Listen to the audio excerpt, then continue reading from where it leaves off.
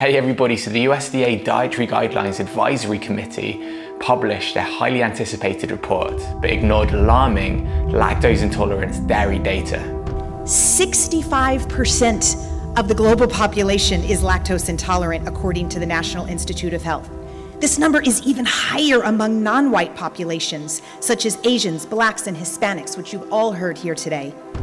Those who cannot effectively digest the lactose in cow's milk, they experience really painful symptoms. I actually came here this morning to call out the racism that is inherent in the U.S. Dietary Guidelines, but then as I got to look at this committee, I suddenly understood why it's such an intractable problem. So these clips are from late 2019, which the US Dietary Guidelines Advisory Committee completely ignored, and it's painfully obvious from the new report that the authors opted for tunnel vision, stating, in adults, the role of milk in adiposity was the sole focus of this review.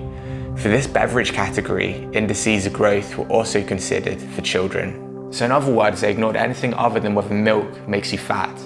For children, they also considered whether it helped them grow, but nothing besides that, which is astonishing. By disregarding other factors, they present a narrow and misleading picture of the effect of milk on health.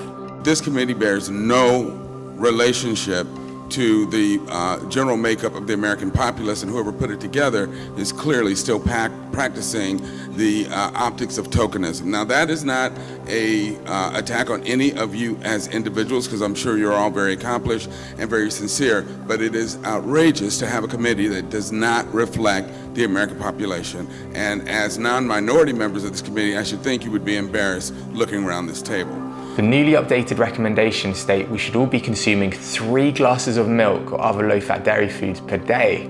But between 75% to 90% of people with African, Native American, and Asian heritage have lactose intolerance, which was not addressed in the new guidelines. Why on earth does the USDA have a food category on the dietary guidelines for Americans that makes over half of us sick, uncomfortable, and unable to breathe?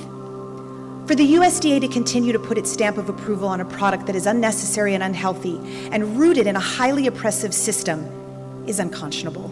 Even without taking into consideration the diseases that dairy contributes to, the USDA's own data about the proportion of ethnic minority people that have lactose intolerance should be enough to take dairy completely off the menu, especially when humans don't need it. It is worth noting that the report promotes low-fat dairy foods ahead of high-fat dairy foods in terms of the onset of chronic diseases such as type 2 diabetes, cancer, and heart disease, but completely misses the point because it doesn't talk about the fact that even the low-fat dairy foods can still be really harmful for human health. And so what is the reason that these foods are recommended?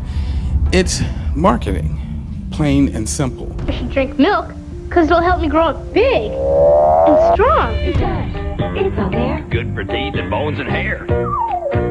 Milk it does the body good. Whether it's governments around the world partnering with the dairy industry, or big dairy paying researchers to conduct studies that are then published by our media, ladies, gotta go to work.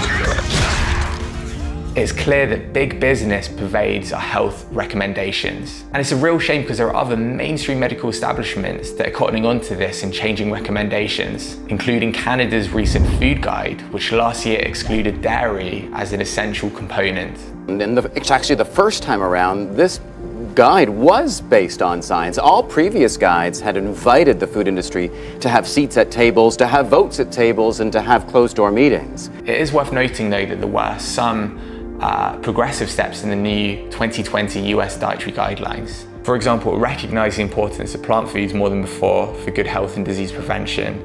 It also suggested limiting and replacing saturated fats and red and processed meat, and does mention soy milk as an option. There's been progress for sure, but it's clear that mixed messages and vested interests are still getting in the way of healthy guidelines that will do the most for everyone, and that public health is being sacrificed to big business. However, this is by no means the end of the road for reform, because the USDA is legally obliged to pay attention to the comments they receive, and an organisation called Switch for Good has been flooding the USDA with comments talking about the deleterious effects of dairy. Comments are open until the 13th of August, so you still have the chance to have your voice heard. Anyway, thank you so much for watching. Please subscribe and follow for more videos like this. Let me know down below what you think. I'll see you very soon.